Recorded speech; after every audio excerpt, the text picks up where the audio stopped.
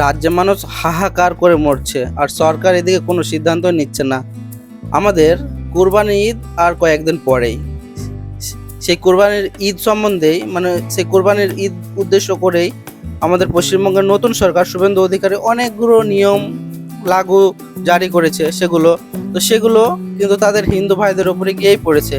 কারণ মেন সমস্যা হলো কুরবানি।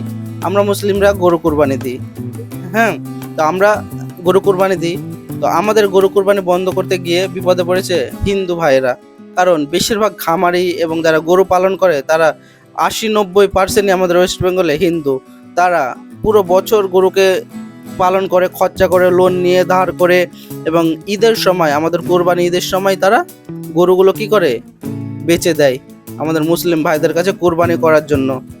এবং তারা সেই টাকা দিয়ে তাদের লোন শোধ করে, ধার শোধ করে, এবং তাদের যে পরবর্তী বছর চলে সেই টাকাতে। কিন্তু এই বছর একটু অন্যরকম মানে নিয়ম হয়ে গেছে। আমাদের পশ্চিমবঙ্গের নতুন সরকার গরুর ওপরে অনেক লাগু করেছে।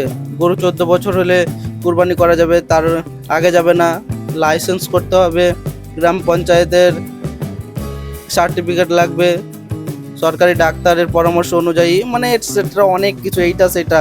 কিন্তু এখন বিষয় হলো যে হিন্দু ভাইয়েরা এখন যে মানে কাঁদছে। আবার শুনলাম মালদার দিকে কোথায় একটা মানে সুইসাইড করে নিয়েছে, তার অনেক লক্ষ টাকার দেনা ছিল এই গরুর মানে ব্যবসা করতে গিয়ে।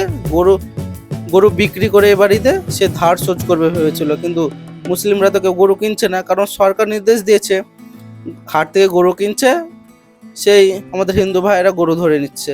তার জন্য মুসলিমরা তো গরু কিনছে না, তার জন্য হিন্দু ভাইদের একটা চরম বিপদে পড়তে হয়েছে।